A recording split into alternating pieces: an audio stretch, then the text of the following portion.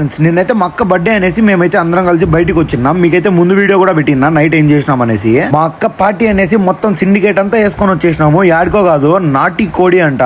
First ఇని నాటుకోడి అనుకున్నా, కాదు నాటి కోడి అంట. ప్లేట్ లోకి వచ్చి కన్ను కొట్టిపోతుంది కోడి. నాకైతే వీళ్ళ అంబియన్స్ కన్నా వీళ్ళ మెను పిచ్చగా నచ్చేసింది. మామూలుగా లేదు, విచిత్రం పేర్లతో ఉన్నాయి.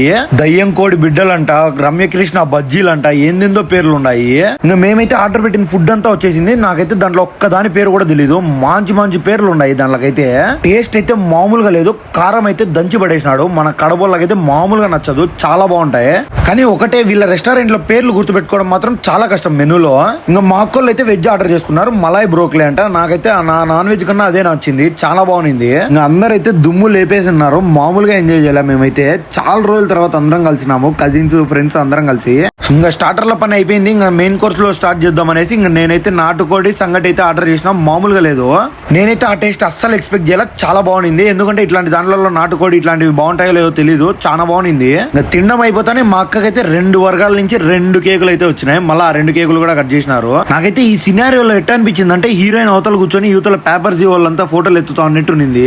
అంతా అయిపోయి బయటికి వచ్చినా గానీ ఫోటోలు అయితే ఆపలా మా వాళ్ళు. ఇంకో గంట సేపు ఫోటోలు తీసుకున్నారు. ఇంకా కేక్ అయితే కొంచెం మిగిలిందని దాన్ని కూడా కంప్లీట్ చేసినాం. మీరైతే మన యూట్యూబ్ ఛానల్ సబ్స్క్రైబ్ చేసుకొని ఇన్స్టాల్ ఫాలో కొట్టేసండి.